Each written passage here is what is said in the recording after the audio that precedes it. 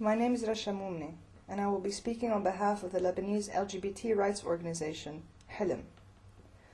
Before we begin, I would first like to thank the conference organizers for allowing me this opportunity to address you, as my trip to Montreal was recently cancelled due to the air, land, and sea blockade imposed on Lebanon by the State of Israel.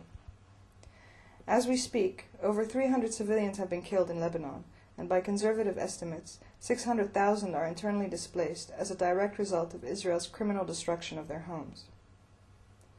As of July 12th, the date when Israeli aggressions began, Helem's LGBT Center has stopped all LGBT-related work and donated its space, its resources, and its volunteers to humanitarian relief efforts in order to assist a section of the estimated 60,000 refugees in Beirut. I will not dwell on the destruction and devastation wrought upon the entire country by the Israeli military. That you can read and hear about elsewhere. Instead, today I would like to draw attention to the political rhetoric in which this war, and others in the Middle East, are being couched, and its ramifications on the burgeoning LGBT rights movements in the region. Perhaps one of the primary and most difficult of Helem's struggles has been proving its legitimacy, the legitimacy of its cause, without falling prey to accusations of being agents of Western imperialism. While this proposition might sound outrageous to some, it is certainly not a baseless fear. History is filled with examples of human rights discourses that have been co-opted to serve colonialist agendas and to reinforce them with a false moral purity. Currently, as we enter the next phase of the U.S. administration's plan to redraw the geopolitical map of the Middle East, under the guise of fighting the war against terror, the buzzwords remain the same: democracy, freedom, human rights, and reform. How is it surprising, then, that any talk of human rights is not regarded with suspicion? President Bush held up the mantle of women's rights as one of the justifications for the invasion and occupation of both Iraq and Afghanistan.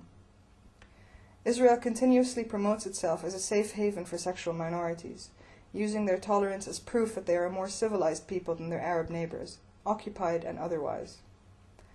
Some LGBT and civil rights movements have joined forces with right-wing nationalist groups in their practice of one of the last acceptable forms of racism against Muslims and Arabs.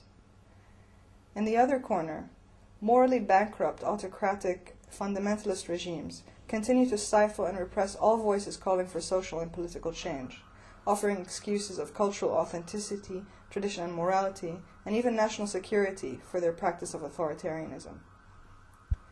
These two forces, domestic authoritarianism and international messianism, collude to produce political discourses, rhetoric, policing, and even wars, leaving those of us who wish to see genuine, sustainable reform with little space in which to navigate. We are caught between neo-colonialist agendas on the one hand and regressive, oppressive local governments on the other. Refusing both these options, Helem walks a tightrope in between them. We are an Arab LGBT organization working in an Arab country, and that is not an oxymoron. As Israel systematically destroys Lebanon's infrastructure and kills its residents with US-made bombs in what is being advertised as the latest installment of the United States' plan for the new Middle East, it is incumbent upon all of us to denounce these atrocities. We do not accept democracy at the barrel of a gun. We do not accept to be liberated through war, if the price of that liberty is our lives, meted out in collateral terms.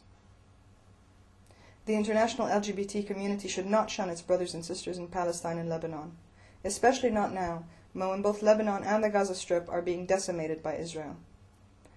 Helem, the first legally recognized national group openly calling for LGBT rights in the Arab world, is calling for a complete boycott of this year's World Pride event, scheduled to take place in Jerusalem.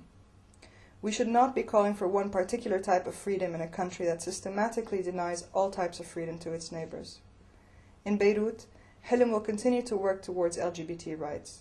We cannot and will not do so under bombardment. Thank you.